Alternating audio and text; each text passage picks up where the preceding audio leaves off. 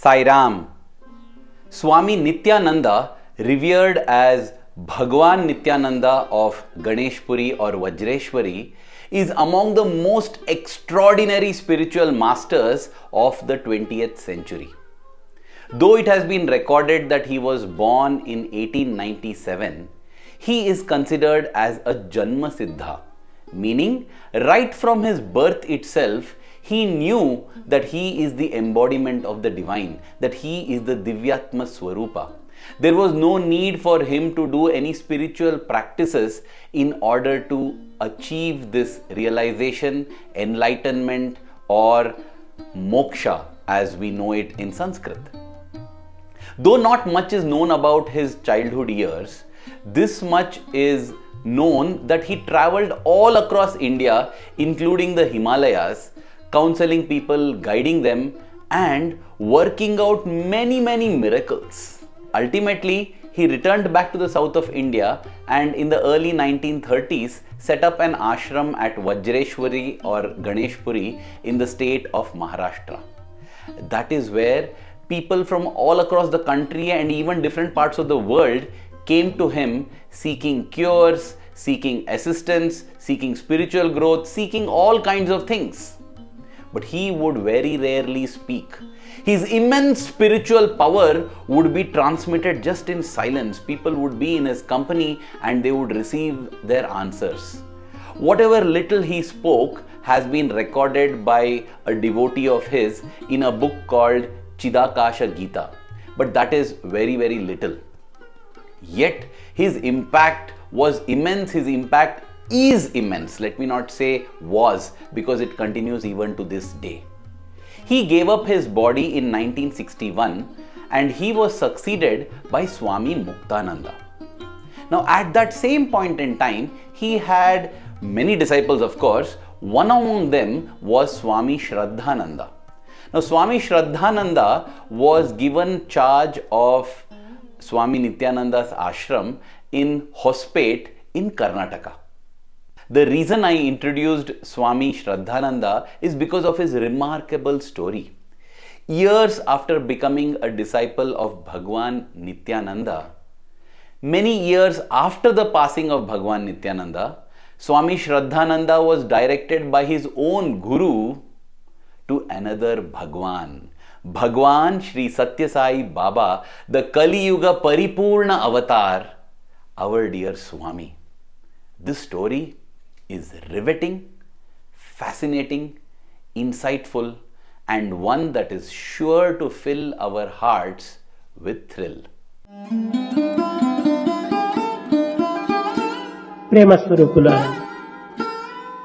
The story I am about to share has been recorded by Dr. D.J. Gadhia in his book Sai Smaran. Now, Dr. Gadhia was a medical student studying at Manipal in the city of Mangalore, Karnataka in India in 1960. In 1960 was the first time he travelled to Prashantinilayam, and though he did not have Swami's darshan because at that point in time Swami was in Madras, he got the opportunity to meet with Professor Kasturi and he got his first photograph of Swami, which Professor Kasturi gave it to him, and his first tryst with the life and teachings of Swami. Over years, he became a devotee of Bhagwan and he became an active sharer of Bhagwan's Leelas and Mahimas. Wherever he would go, he could not contain himself from sharing about Swami. That is why it is not surprising that he set up the first Sathya Sai center in the town or city of Mangalore, and many devotees came to Swami because of Dr. Gadhia. One day, during the Thursday bhajans that was happening at the Sai Center in Mangalore, Dr. Gadhia observed that a man in an ochre robe had come for the bhajans. He sat on a chair, but he sat cross-legged, the way we would sit on the floor. And he sat throughout the bhajan session and he was lost in meditation. The Aarti was done to Bhagwan Shri Sathya Sai Baba. The Aarti is a very important ritual that we do at the end of every bhajan session, and there is a deep spiritual significance for the Aarti. In case you are unaware of it, please have a look at it at this link above. After the Aarti session, after the Vibhuti Prasad had been distributed, everyone started leaving, but this man in ochre robe continued to sit in meditation. One of the last few devotees who was left there asked Dr. Gadhia whether they could, tell him that time is up, it's time to leave, everyone is vacating. But Dr. Gadhia said, no, let him complete his meditation.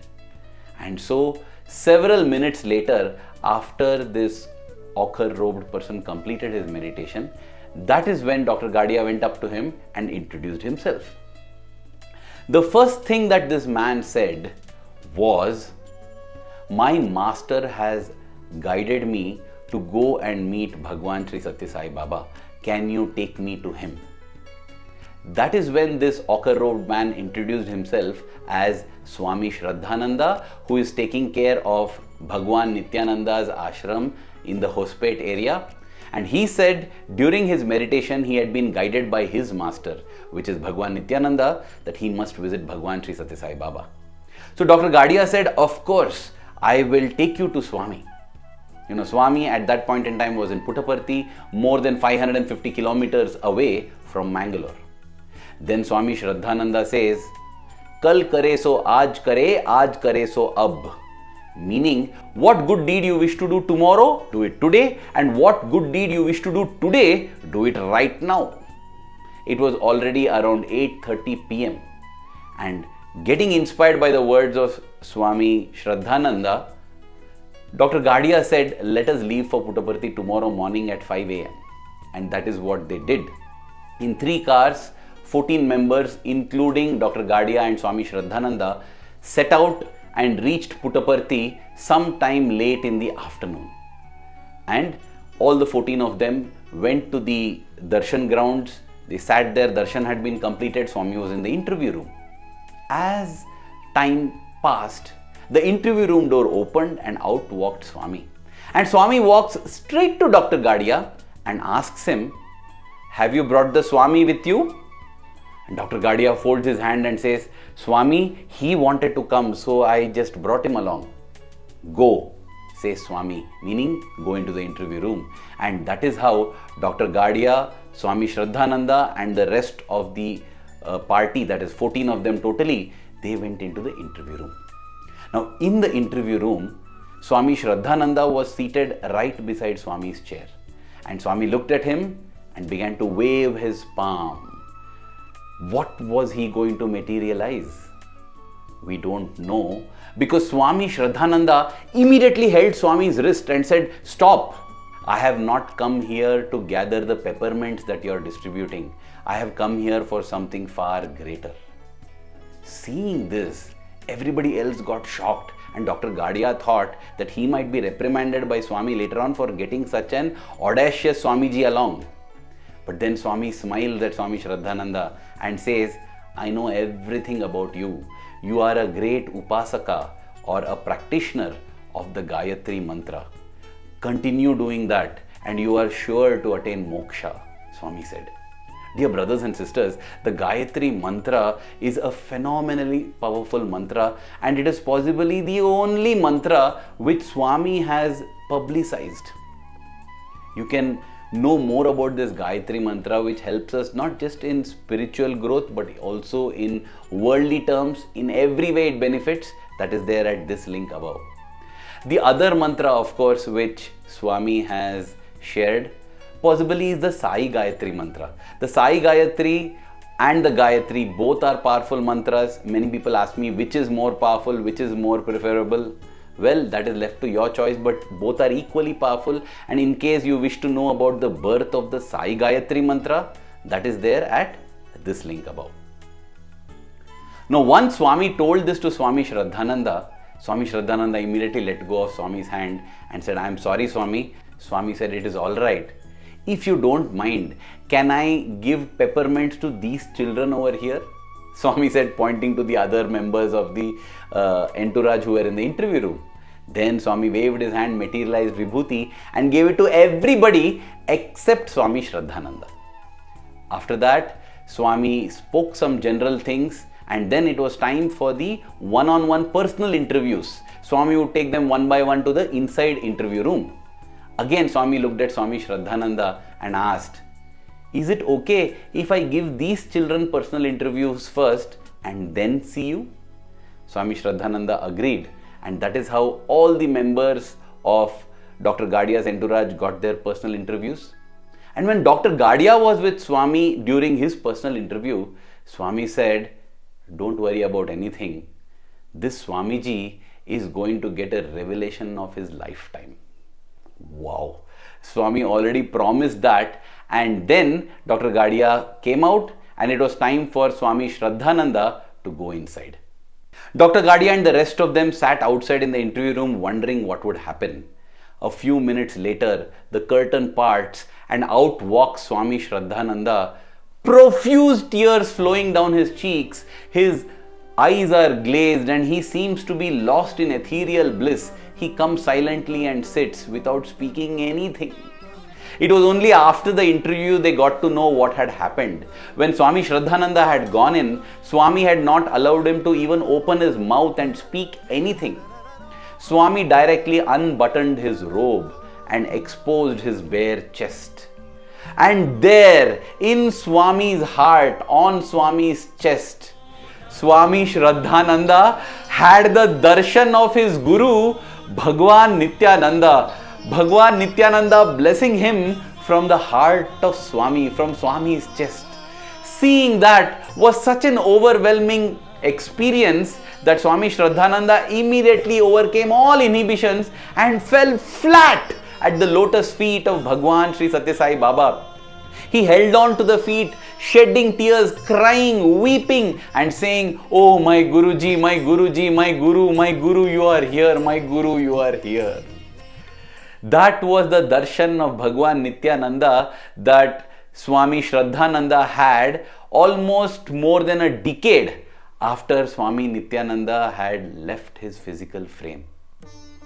That is why Swami Shradhananda was just silent and weeping throughout the remaining part of the interview. Interestingly, during the same interview, Swami waved his hand and materialized a pendant. And on that pendant, what was there? Swami asked Dr. Gadhia and others to tell him what was there on the pendant. And they said, "Swami, it is Satyanarayana, Bhagwan Satyanarayana." Bhagwan Satyanarayana is also the name of our Bhagwan. He was named as Satyanarayana Raju because he was born after this Satyanarayana Vratam had been done by his mother. Who is in the heart of Satyanarayana? Swami asked. Shirdi Baba. Who is in the heart of Shirdi Baba? Swami, you. Here is an enlarged picture of that pendant. Things are not clear because the pendant was very small and this has been blown up. Then Swami asked, "Who is there in my heart?" Nobody could make out, nobody could tell. Then Swami said, "Give it to Swamiji." Swami Shradhananda by now had completed his tears and his eyes had become fine now. So he had a look and he also could not tell what it is. Nobody could tell. Finally, Swami said, "Can't you see that it is a little boy?" "Oh yes, it was a little boy sitting there." Swami said, "That is Prema Sai." Swami then called this as the Vishwarupa pendant. Well, some of you might have gotten curious as to what next about Prema Sai Baba. Well, all of us are curious. All of us want to meet with the avatar when it comes. But then everything that is possibly known about Prema Sai Baba in documented resources, I have gathered and made this video at this link above. You can have a look. Towards the end of that interview, Swami Shradhananda once again fell at Swami's feet and said, "Swami, please bless me. Please forgive all my mistakes." Swami then patted him lovingly and said, "Mistakes are like passing clouds. Past is past. Forget the past. Learn from your mistakes and let go of them. You have done a lot of sadhana. It is because of your sadhana I chose to call you to myself. And Gadhia was my instrument." That is how Swami said. Dear brothers and sisters, whichever form of the Lord we worship, whichever name of the Lord we revere, whoever we consider as our Guru, we find the culmination of all of them, we find the presence of all of them in Bhagwan Sri Sathya Sai Baba, in our dear Swami. How blessed are we, and how blessed I feel I am to have got to know of this beautiful story that connects Bhagavan Nityananda and Bhagwan Sri Sathya Sai Baba. Indeed, innumerable are the Leelas of the Lord. They say Hari Anant, Hari Katha Anant, meaning the Lord is infinite and therefore the stories of the Lord are also infinite. May we immerse ourselves in this infinite Katha Sagar, or the infinite ocean of the Lord's stories, and drink in that bliss supreme. Dear Swami, may the love that we have for you in our hearts keep growing stronger every passing moment. Thank you. Jai Sai Ram.